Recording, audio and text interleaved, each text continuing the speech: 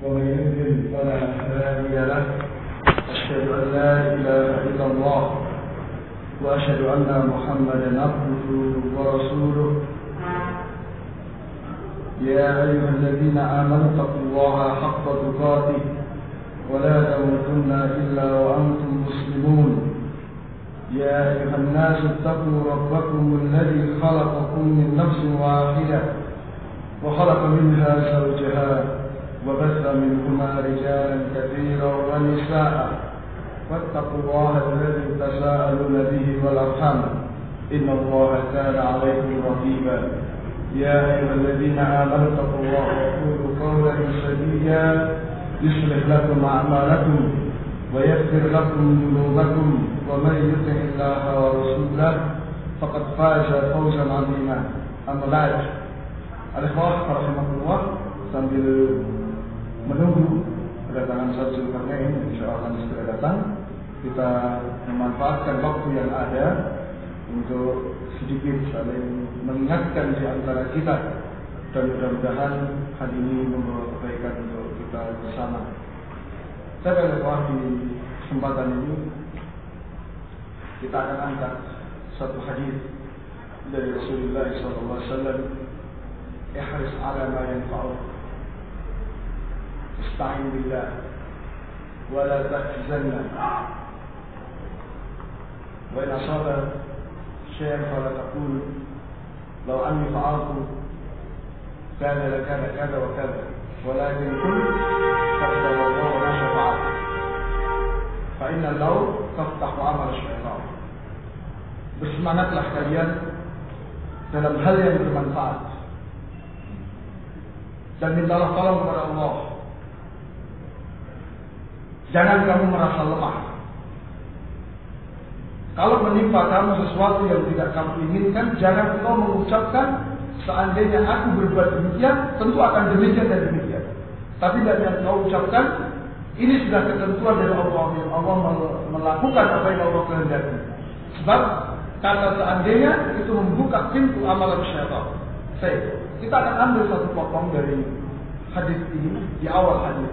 Ihris ala ma yanfa'uk, musta'in billah wa la tahzanna. Bersemangatlah kamu dalam hal yang bermanfaat. Mintalah tolong kepada Allah dan jangan kamu merasa lemah. Rasul dalam hadis yang lain menyebutkan min husni islamil mar'i tarku ma la ya'ni. Di antara kebagusan keislaman adalah dia meninggalkan hal yang tidak bermanfaat. Maka di sini seorang muslim dia hanya mengerjakan perkara-perkara yang bermanfaat saja. Dan kalau memang hal itu bermanfaat, kita harus apa?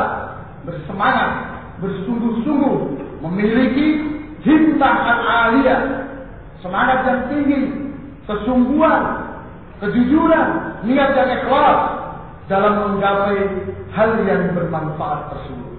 Nah, maka diterangkan tentang makna al-himmah al-aliyah, kesungguhan yang tinggi, semangat yang besar. Nah, dikatakan bahwa al-himmah al-aliyah, kesungguhan itu apa? An-niyat shadiqah, niat yang benar. Al-azimatul jazimah, tekad yang kokoh, keinginan yang kuat, kemauan yang sungguh untuk mendapatkan perkara yang bermanfaat. Nah, adapun kebalikannya, durul himmah, lemahnya semangat, itu diterangkan yaitu dhafun nafsi antara maratibul aliyah, lemahnya jiwa untuk mendapatkan tingkatan yang tertinggi. Dia merasa cukup dengan apa yang sudah ada, merasa sudah mendapatkan banyak dengan hal yang sedikit, merasa sudah mendapatkan hal yang agung dengan hal yang sepele. Ini adalah apa? Lemahnya semangat. Nah, ya, maka kita akan lihat di sini contoh bentuk-bentuk dulul himmah. Ya, mudah-mudahan dengan kita melihat, memahami semangat yang jelek, semangat yang kurang, kita akan tahu makna semangat yang tinggi, kesungguhan kayak apa. Nah, dikatakan penulis di sini, dulul himmah ya'khudhu ma'ahil mu'ajidah. Lemahnya semangat, kurangnya kesungguhan, itu bisa nampak pada berbagai perkara. Dalam berbagai bidang. Di antaranya disebutkan dulul himmati fi talabil ilmi. Lemahnya kesungguhan, lemahnya keseriusan dalam menuntut ilmu. Sebutkan di antaranya yaitu fahuna karena layak rubul ilmu aslan. Kita dapati ada orang yang memang dia tidak mau menuntut ilmu sama sekali. Ya, dia tidak mau berusaha untuk mendapatkan ilmu pokok yang harus dia miliki. Ilmu tauhid aja dia nggak mau belajar. Nah, ya, jadi ilmu-ilmu yang mengharuskan dia tidak boleh bodoh atasnya, itu dia tidak mau berusaha untuk mendapatkan. Padahal dia mampu, dia ada kesempatan untuk mempelajarinya. Ini adalah termasuk bersalah, lemah semangat, tidak ada kesungguhan seperti itu. Dia punya kesempatan, dia punya kemauan, tetapi apa? Dia tidak mau melakukan. Kemudian yang kedua, bentuk lain adalah seseorang yang menuntut ilmu dan dia bersungguh-sungguh dalam menuntutnya, tetapi bukan dalam rangka untuk mendapatkan keutamaan ilmu, bukan dalam rangka mengangkat kebodohan dari dirinya, bukan dalam rangka untuk mensucikan jiwanya, bukan dalam rangka nanti untuk menyebarkan dan mendapatkan ilmu di kalangan manusia. Tetapi niatan terbesarnya dia, kemauan yang terkuat dia dalam menuntut ilmu adalah apa? Dia hanya sekedar mendapatkan ijazah. Sekedar mendapatkan ijazah. Nah, sekedar nanti untuk dapat pekerjaan. Ya, selesai, dapat nilai bagus, ya kan? Dapat pekerjaan. Nah,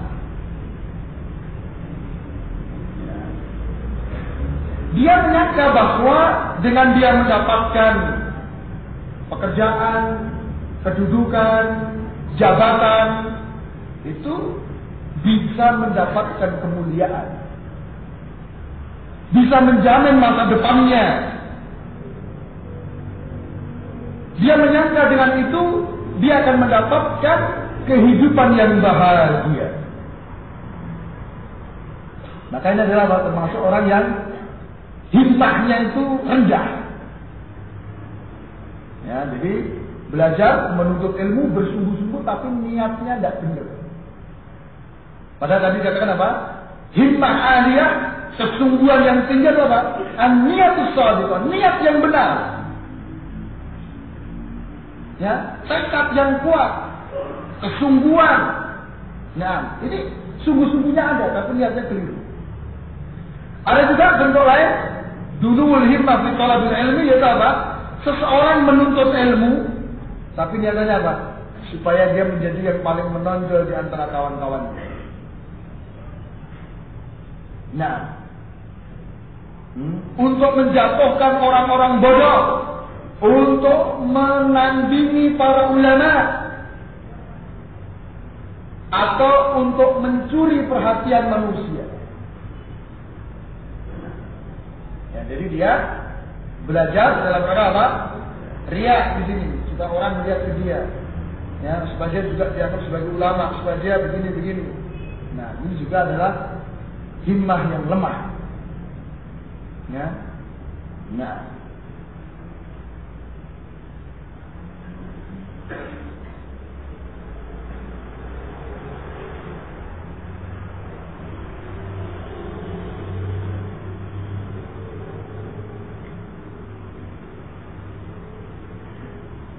Maka dikatakan bahwa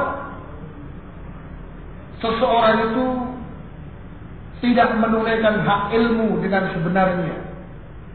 Bahkan dia tidak mengerti kemuliaan ilmu yang dia tuntut.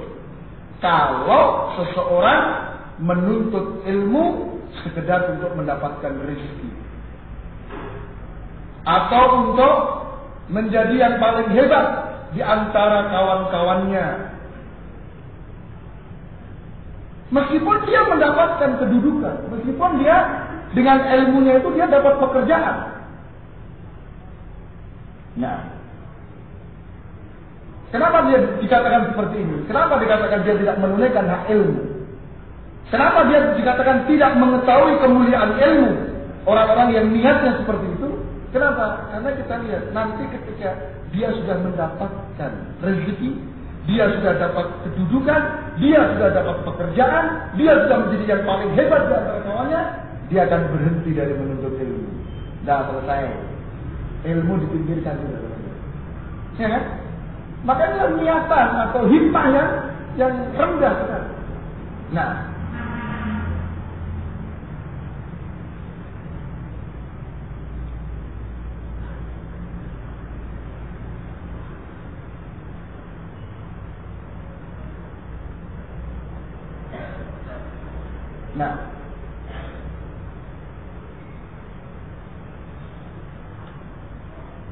kemudian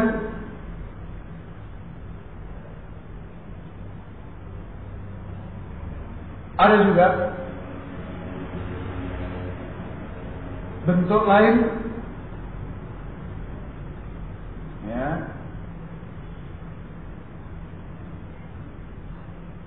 dari dunul himmah, yaitu ma yaqa'u baina ba'd at-tullabi min tahafuz wa tarayuz wa tanafus wal syari'. Adanya sikap saling hasad. Ya, saling hasad, saling menjelekkan, saling berlomba dalam hal yang bukan merupakan kemuliaan. Ini adalah termasuk dunul himmah. Seorang menuntut ilmu kemudian terjadi apa? Hasad terhadap kawannya. Nah, bahkan yang lebih jelek lagi, dia hasad sama gurunya. Ya, ini parah ini sudah. Nah, apa arti dia menuntut ilmu? Nah, ya, saling menjelekkan di antara kawannya. Nah, ini aja dikatakan dunul himmah. Bagaimana kalau menjelekkan gurunya? Nah,